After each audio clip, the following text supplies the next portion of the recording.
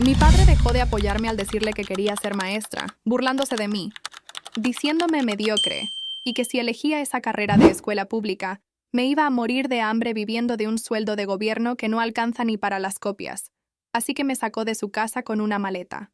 Pero el día que mi modelo educativo despegó, fundé mi propia red de institutos tecnológicos privados y me volví proveedora de las armadoras automotrices más grandes del país. Toda mi familia se acordó de mi existencia, y hoy saqué a mi padre con los guardias de mi campus central, mientras me ruega una beca para sus hijos menores.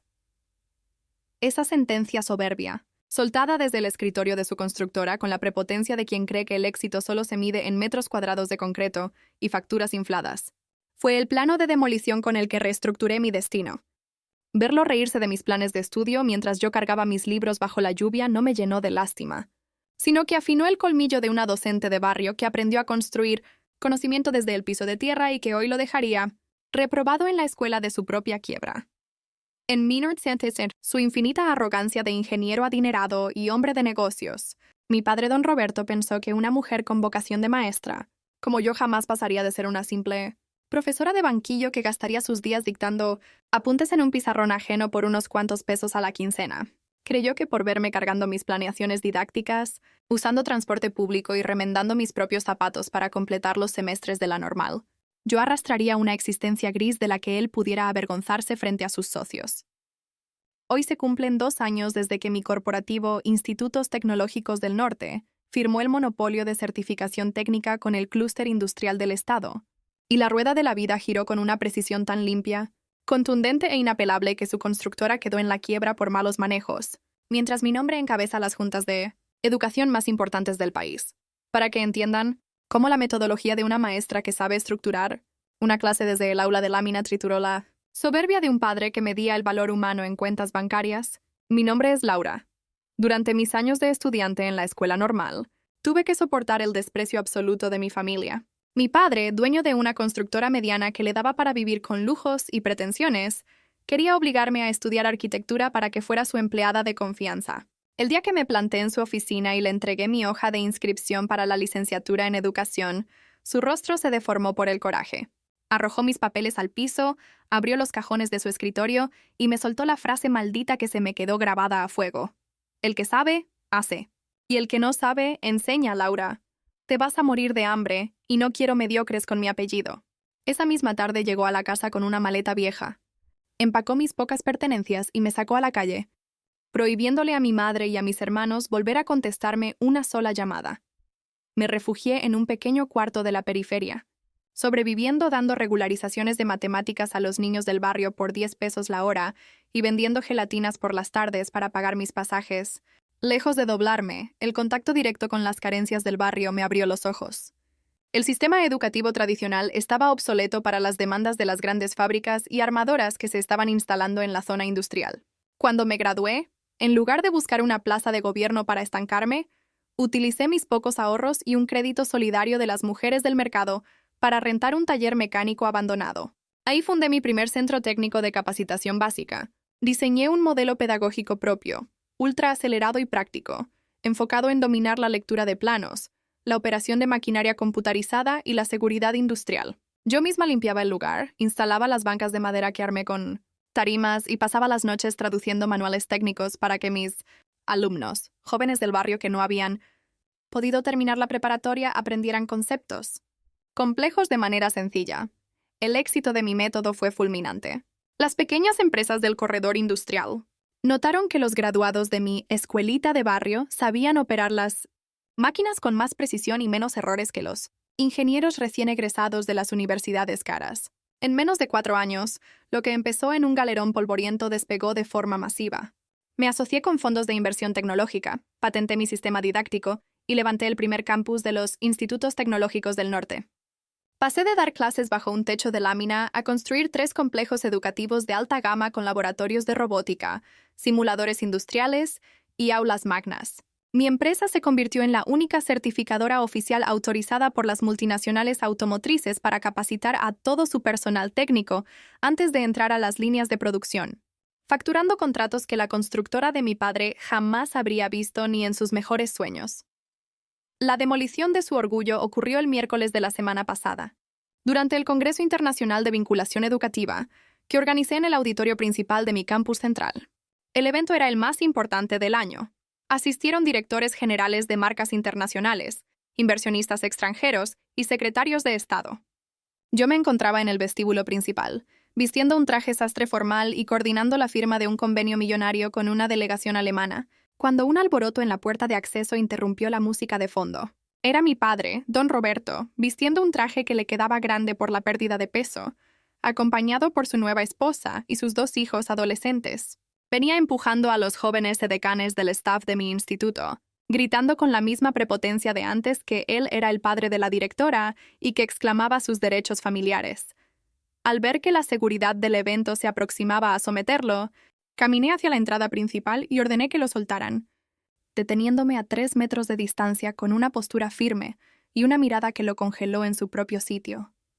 «Laura, mi hija querida, qué milagro verte tan arriba», exclamó con una sonrisa forzada y la voz temblorosa, abriendo los brazos en un intento de abrazo que frené levantando la mano. «¡Qué maravilla de universidad has construido!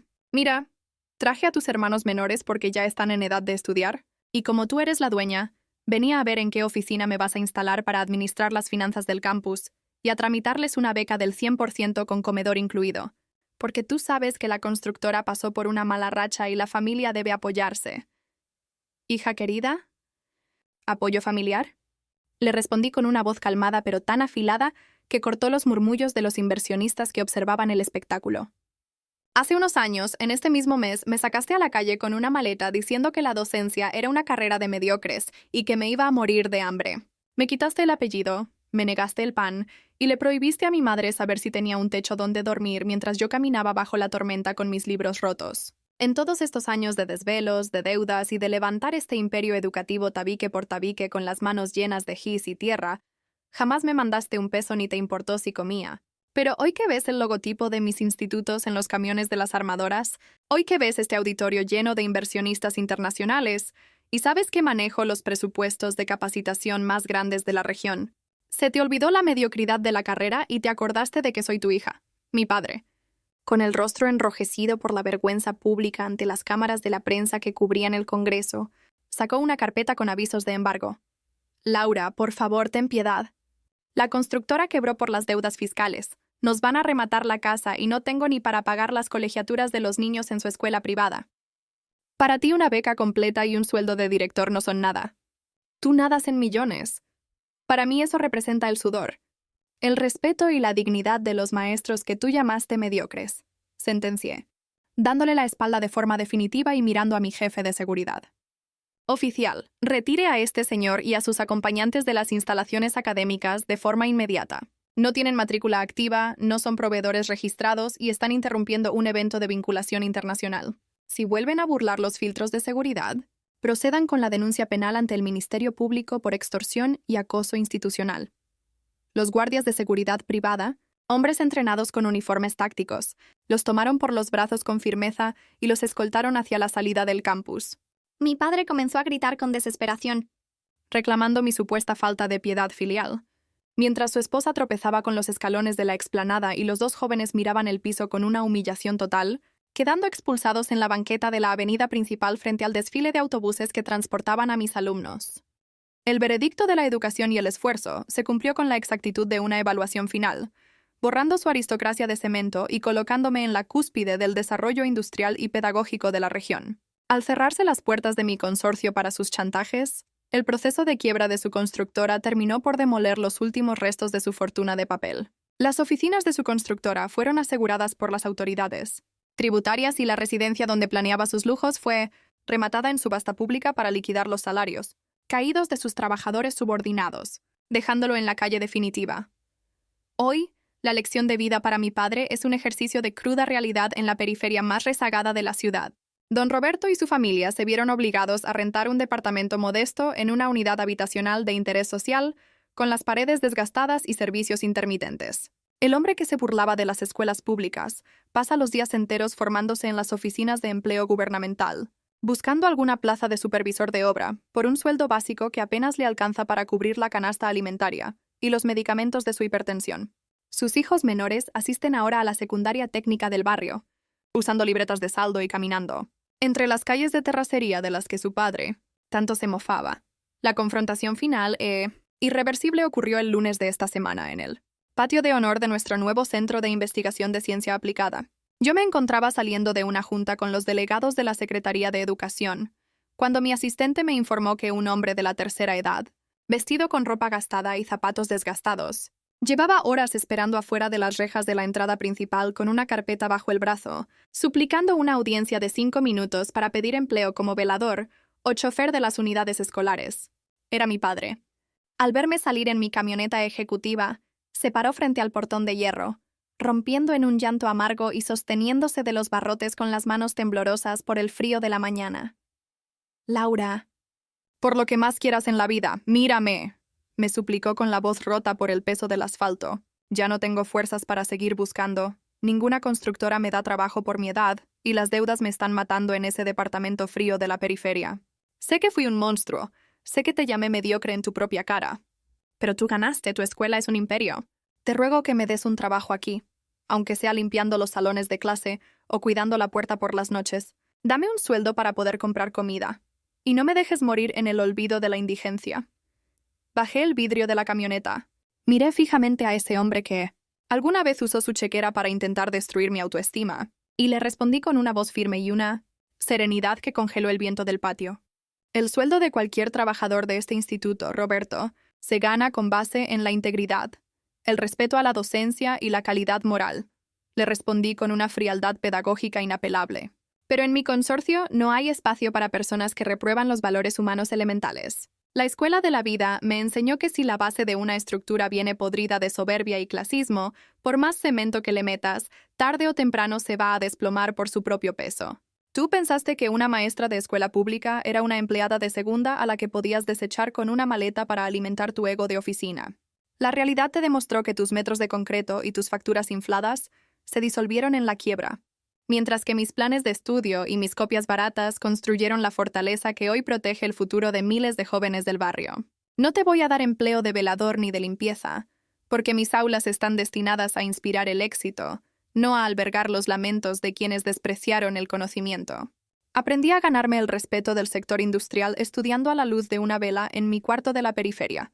Ahora te toca a ti aprender el valor de la humildad desde la banqueta cruda. Tu orgullo de ingeniero se quedó sin cimentación, y la junta escolar ha cerrado tu expediente para siempre. Mis oficiales te guiarán hacia la salida del circuito universitario. Hoy, 2 años después de haber demostrado la potencia de la docencia en las ligas mayores de la industria, este caso de orgullo de maestra de barrio, superación pedagógica y justicia familiar, ha llegado a su desenlace más brillante, exitoso e inapelable del sector, consolidando una red de institutos que no necesita de herencias ni de aprobaciones de la alta sociedad corporativa. Mi empresa cuenta con 5 planteles activos. Becamos con excelencia a cientos de jóvenes de escasos recursos del barrio, con planes de inserción laboral inmediata, y mi nombre es un referente de la educación tecnológica nacional. Las bodegas donde hoy resguardo mis simuladores de robótica industrial están construidas sobre los terrenos rematados de su antigua maquinaria pesada. Mi padre regresa cada noche a su unidad de la periferia a mirar sus viejos planos de construcción, con los ojos cansados de llorar por la dinastía que destruyó por su propio clasismo. La arrogancia de los hombres de negocios terminó completamente pulverizada ante el peso de un pizarrón y el valor real de una mujer con vocación de educar, demostrando para siempre que las facturas de oficina se queman con la crisis. Pero la sazón de la enseñanza, la inteligencia del negocio de barrio y la dignidad de una maestra que viene desde abajo son inquebrantables. La banqueta dictó su calificación final. La ley de la vida selló el destino de ambos, y este caso de orgullo de maestra ha quedado cerrado, evaluado y archivado con tinta indeleble para toda la eternidad. Caso cerrado.